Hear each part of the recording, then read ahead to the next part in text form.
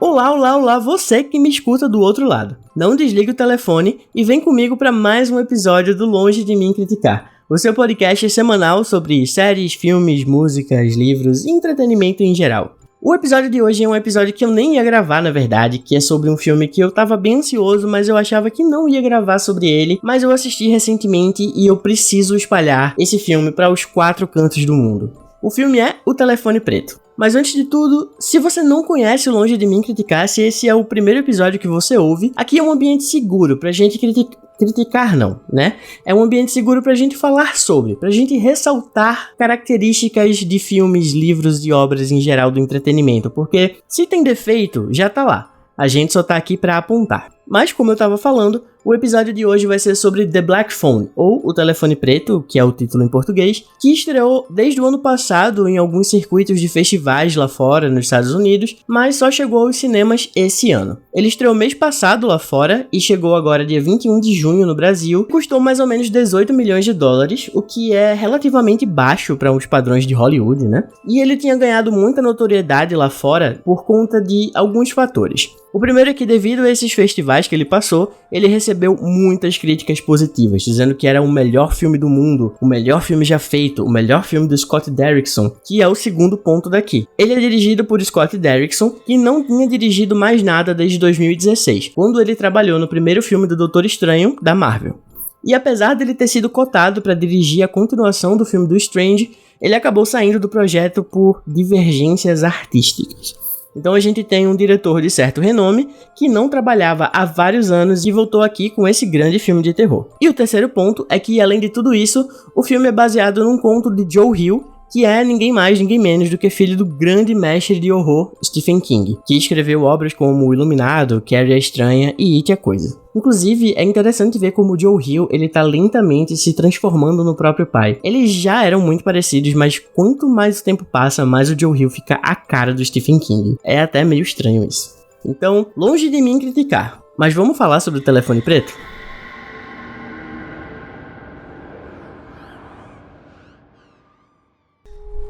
Este é novo. O cartaz. Os jornais chamam de sequestrador. Já não devia falar isso. Você não acredita de verdade nessa história, né? Ele não tá escutando. Ele não pega as crianças que falam.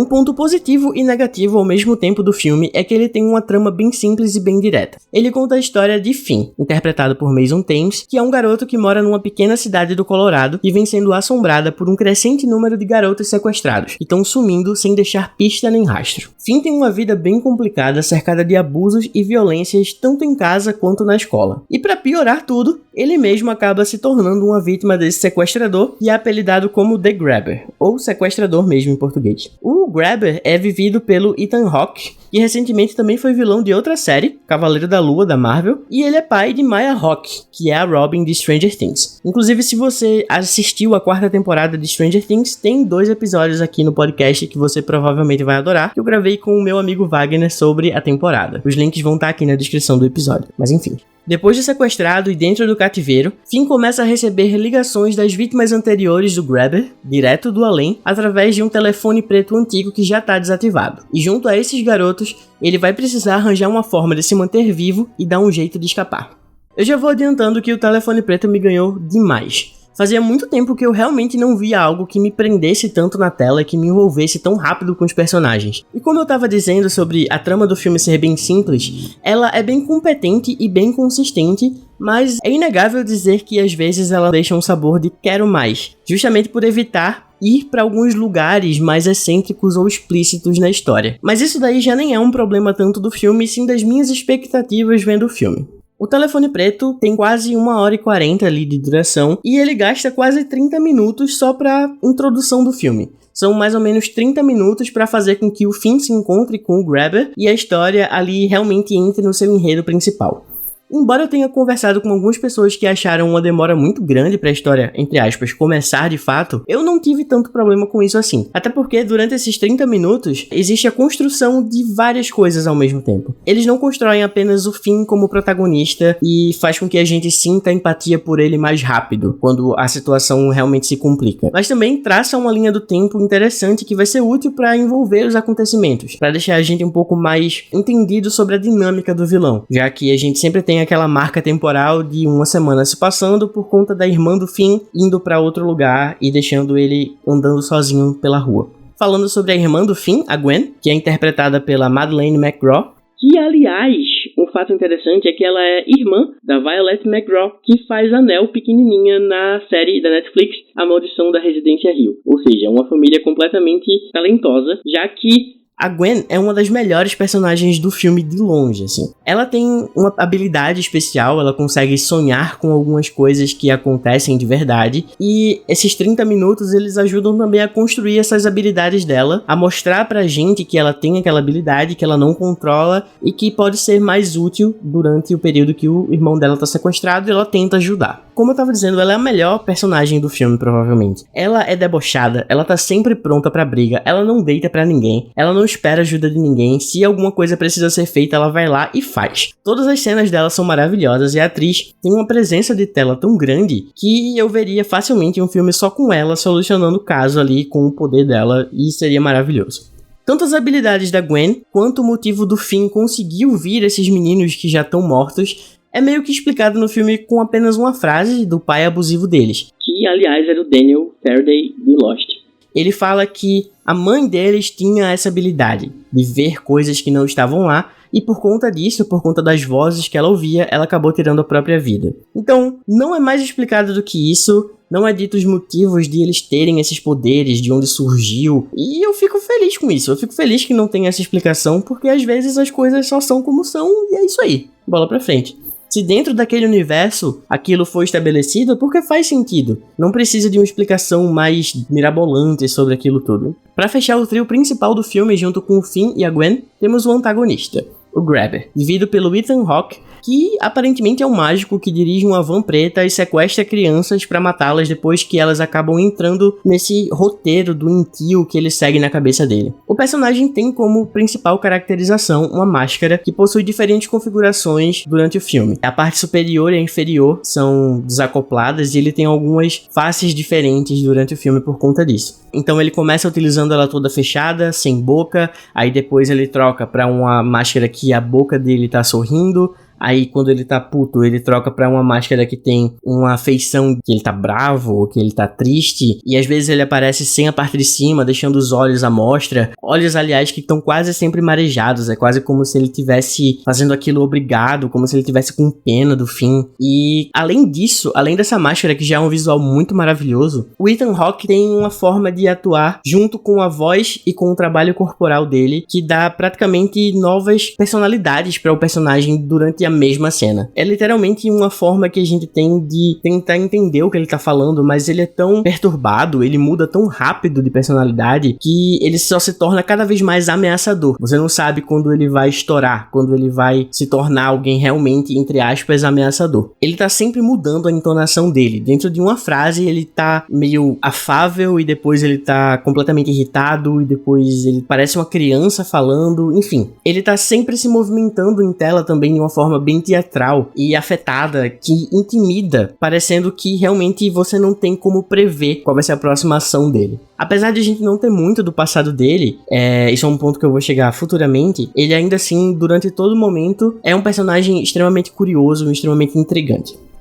Então, antes do sequestro do Finn, a gente meio que tem ali os policiais tentando entender o que tá acontecendo. Eles vão conversar com a irmã do Finn antes, porque ela teve um sonho sobre um dos garotos que foi sequestrado e falou pra irmã dele. E nesse sonho ela tinha uns detalhes que não tinham sido divulgados. Então assim, a gente tem um certo ponto de investigação antes do sequestro, mas depois que o Finn é sequestrado, o filme passa a focar totalmente nos dois irmãos. Enquanto a gente no cativeiro tá com o Finn, e ele começa a receber as ligações das crianças e começa a tentar arranjar formas de escapar, além de toda a convivência dele com o sequestrador. Do lado de fora a gente tem a Gwen, que fica tentando utilizar a habilidade dela de alguma forma pra ajudar o irmão. E essa pegada sobrenatural do filme dá à história uns contornos muito legais. Tanto em questão de narrativa, já que a cada ligação ou a cada sonho a gente tem flashes do passado de alguma das vítimas, né? E isso dá uma motivação maior aos próprios protagonistas aqui para agir, como também, devido a isso, a direção cria momentos muito inspirados, como quando um dos meninos fala com a Gwen e o Finn ao mesmo tempo, e as falas dele vão ganhando novos significados de acordo com a pessoa que tá ouvindo aquilo. Então ele tá conversando com o Finn e aquela fala dele tem um significado, mas quando essa mesma fala é mostrada pra Gwen, ela tem novos significados e as cenas se casam muito bem. Talvez esse flashback do garoto agressivo lá, do brigão, talvez seja o que mais me impressionou no filme. Não funciona. Desde que eu era criança. Eu vou gritar, vou arranhar sua cara. Essa cara?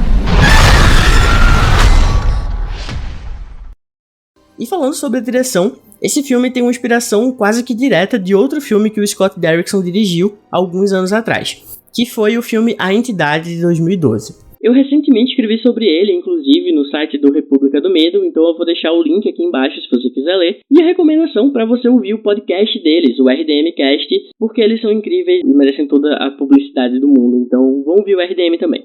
Em A Entidade, o Derrickson, ele usa diversas cenas gravadas em filmadoras Super 8, que tem aquele aspecto granulado, tremido e cortado de uma maneira mais brusca. E aqui em Um Telefone Preto, ele usa o mesmo efeito, ele usa a mesma artimanha. Mesmo que isso seja usado em contextos bem diferentes, já que na Entidade, esses filmes são amaldiçoados e eles são gravados para mostrar assassinatos, e no Telefone Preto, eles servem quase que para homenagear as vítimas, ou para mostrar lembranças do ponto de vista deles. E além disso, toda a vibe de espírito de criança morta que aparece toda ferrada da vida, também lembra muito A Entidade, que também, inclusive, é estrelado pelo Ethan Hawke. Então, assim, talvez isso tudo se passe no mesmo universo, eu não duvidaria.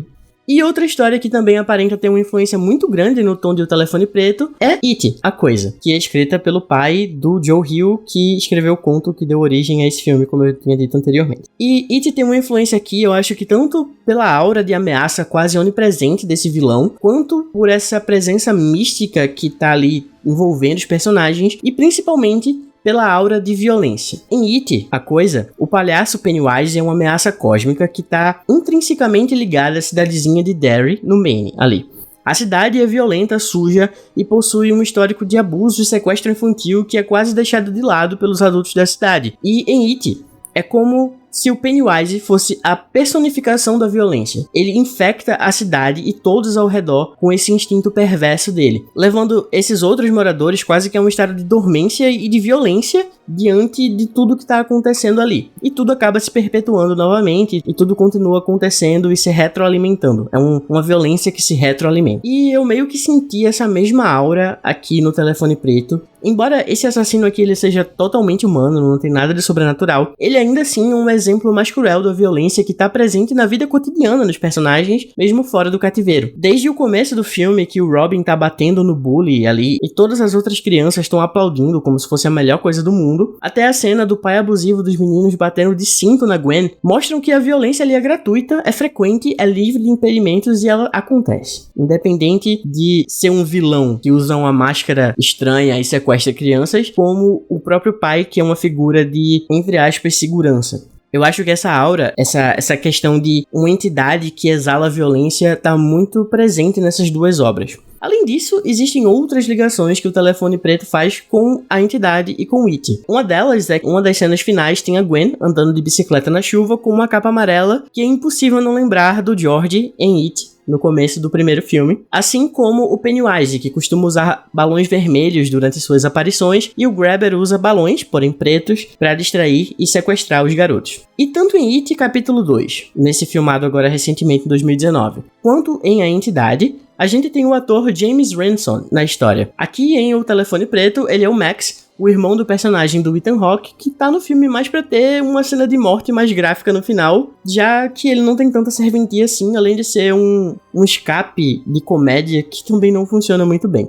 Mas eu acho que o Max e o personagem e a morte dele serve a um enredo principalmente pelo fato de que durante o filme a gente não tem nenhuma morte em tela. A gente não vê nenhuma das mortes das crianças em tela. Então talvez a do Max ela sirva mais para dar um impacto no último ato, para meio que dizer que o filme é violento de verdade, né? As mortes das crianças, elas são narradas com detalhes bem fortes, e quando os espíritos dos meninos surgem, eles estão bem machucados e sangrando, e tem aquela cena mais forte ainda do garoto pendurado, todo estraçalhado e tal, mas no que diz respeito a mostrar de fato o assassinato, isso não acontece. E eu realmente acho que isso incomodou algumas pessoas que assistiram. Mesmo que não seja construído apenas nisso, né, o gênero do terror, ele é responsável por satisfazer nossos desejos mais obscuros em relação à violência gráfica. Seja com slashers como Pânico, ou como filmes de torture porn, ou pornô de tortura, como O Albergue e Jogos Mortais.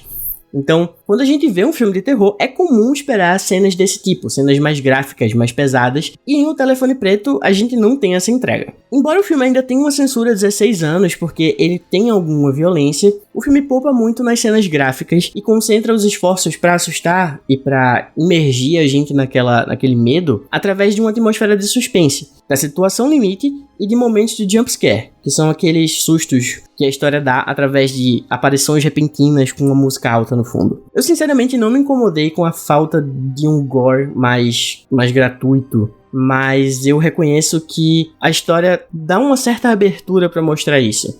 Dá uma certa abertura pra gente esperar aquilo. E não acontece, não me incomodou, mas eu meio que entendo a insatisfação. Mas eu gosto como a trama foca no fim, no amadurecimento dele e da Gwen, e como a trama procura não se sustentar somente em cenas de violência contra as vítimas anteriores. Até porque, por mais que os outros garotos sejam super importantes pra trama, o foco aqui é fazer com que o Finn não passe pelo que eles passaram. Então, eu entendo o fato de a gente não precisar ver isso na íntegra.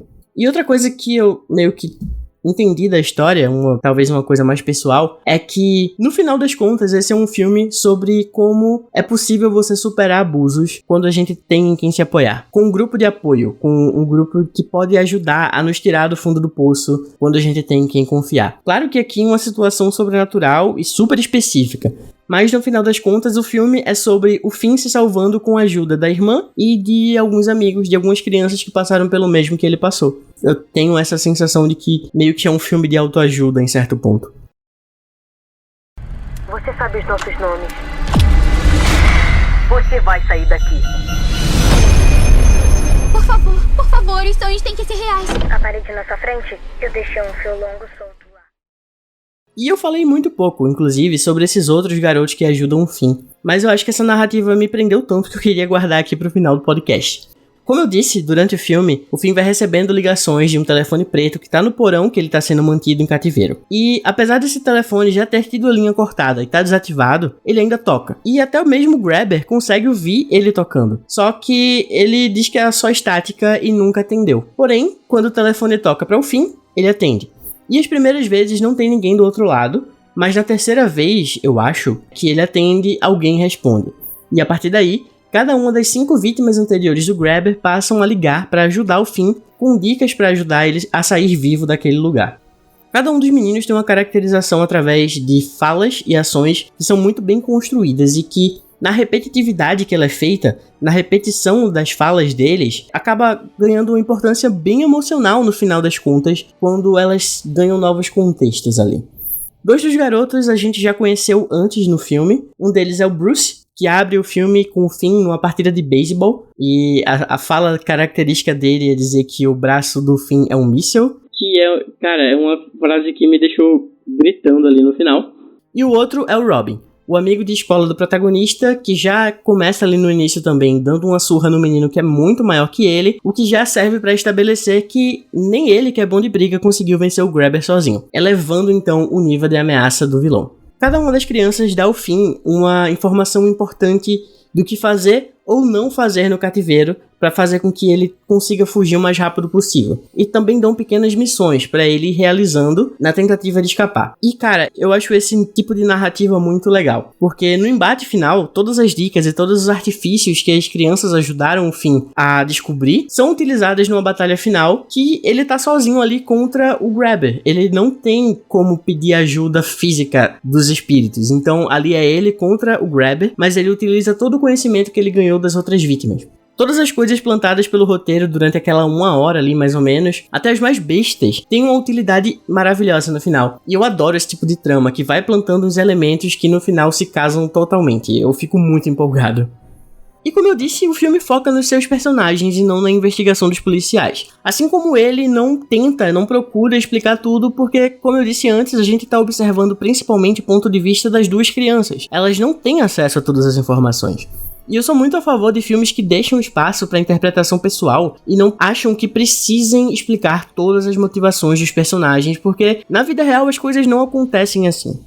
Então, por que o Grabber sequestra meninos e mata? Ele passou por algo semelhante quando era criança? Bem, o filme dá meio que uma dica quando ele fala ao fim, no começo, que o telefone não funciona desde que ele era uma criança. E ele também diz escutar o telefone tocando às vezes. Então, ele foi sequestrado antes? A gente não sabe. O irmão dele, no final, o Max, consegue achar o Finn através de uma dedução de que o irmão era culpado. E ele até diz, deixa eu te explicar como eu cheguei nessa conclusão para o Finn. Só que aí ele morre antes. E talvez fosse isso que ele ia dizer. Porque o Max tá chapado 90% do tempo do filme. Então talvez ele use drogas porque ele também sofreu algo assim quando era criança. Talvez ele e o irmão tenham sido vítimas de algum sequestro, algum tipo de abuso. Bem, o filme deixa a gente tirar as próprias conclusões e simplesmente abre espaço para que a gente siga o Finn, a Gwen e os outros meninos até o final daquela história. Eu também vi muita gente reclamando da mudança meio que brusca de atitude do pai dos protagonistas. Mas eu acho que isso combina muito com a personalidade dele. Ele é alcoólatra. E ele tá passando por aquela situação de, entre aspas, perder um filho, sendo que ele já tem o trauma de perder a esposa, e ele não virou alguém diferente, ele não necessariamente se arrependeu de ter sido um escroto durante a vida dos filhos, ele não vai necessariamente virar o pai do ano e se arrepender de tudo. Ele só passou por uma situação traumática e tava reagindo àquilo. Nada garante que no outro dia ele não vai voltar a ser um grandíssimo escroto. Nada garante que ele vai continuar tentando melhorar pelos filhos. É só que aquela situação, naquele momento, naquela situação traumática, faz sentido ele se ajoelhar na frente dos filhos, chorar e pedir perdão. Porque, cara, querendo ou não, ele é humano. Apesar de ser um filho da mãe, ele é humano. E outra queixa muito frequente que eu vi em algumas críticas foi sobre como o Finn parece se tornar alguém super confiante no final do filme, e ele anda pela escola de cabeça erguida, e ele senta do lado da menina que ele gosta, e essa crítica aqui eu juro que eu acho que a galera se esforçou pra arranjar só de sacanagem, sério mesmo. Eu não tenho nem o que falar. O menino passou por uma situação de vida ou morte. Ele fez o amadurecimento dele, ela faz o amadurecimento dela, entendeu? Agora ele descobriu que ele é mais forte do que ele pensa. É isso, ele tá confiante de que ele é capaz de ser alguém na vida. Os meninos que faziam bullying com ele vão continuar fazendo bullying com ele? Ele vai desenvolver algum trauma depois disso? Ninguém sabe. O filme precisava acabar e simplesmente teve um desfecho bem feliz para a situação que ele se encontrava ali. Esse não é um e viveram felizes para sempre. É só um fim. E tá tudo bem. Então, apesar de acreditar que realmente o filme podia ser mais intenso ou talvez um pouco mais sangrento do que ele ainda foi uma experiência maravilhosa para mim. Eu fiquei tenso, eu levei susto, eu fiquei entregue aos personagens, o vilão entregou bastante. Tem um visual que realmente tem possibilidade de se tornar um dos mais icônicos do terror. Então, por conta de tudo isso, O Telefone Preto pra mim é um dos filmes que vai entrar na minha lista de recomendação para todos os que gostam de bons filmes de terror e suspense.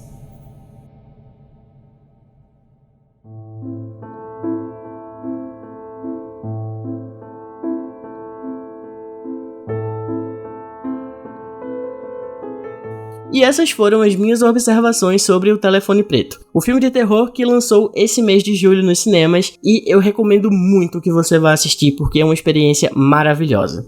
Como já dizia Isabela Boscov, é inovador e revolucionário? Não. Mas durante aquela meia horinha, cria ali pra você e vai o resto do meme aí. Se você gostou do que eu falei, se você tem recomendações de tema, se você quer dizer que eu estou completamente errado, ou se você quer simplesmente dizer um oi, você pode me encontrar no Instagram, pelo @PCSJoão, ou no Twitter, no @JoãoDasSéries.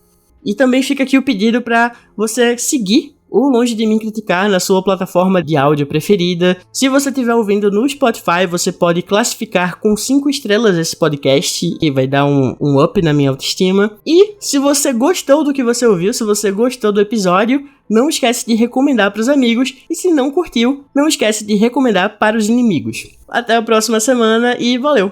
Até mais!